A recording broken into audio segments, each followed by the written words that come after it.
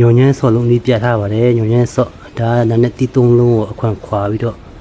အဲ့လိုစစ်ပြီးတော့ထည့်ရပါတော့ဒါစနွေးမှုကြီးဖြိုပြီးတော့စိန်ထားတာပါဒါစပလင်ကိုကြိတ်ပြီးတော့ရီဖြိုပြီးတော့စိန်ထားတဲ့ဟာရယ်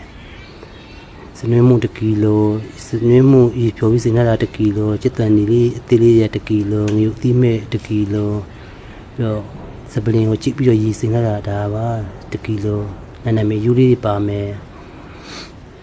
ဒီတော့ထိုင်ချစ်ပါဆော့လို့ခေါ်တယ်ထိုင်ချစ်ပါဆော့အသုံးပလင်းဒါဒီပန်းပွင့်လေးတဲ့15ပွင့်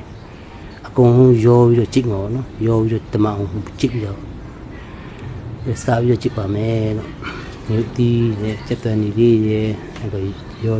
ဆက်ထဲမှာထည့်ပြီးတော့ဒါတော့နာနဲ့တီးရဲ့ပန်းပွင့်ရဲ့ပေါ့နော်ရေကတော့3ကီလိုလောက်ထည့်တာပေါ့ရေ3ကီလိုရောထည့်မယ်သူမူကြည့်တော့စနေကြက်ပြီးတော့ဒါထိုင်ချစ်ပါဆော့3မလင်းပါမယ်နော်ထိုင်ချစ်ပါဆော့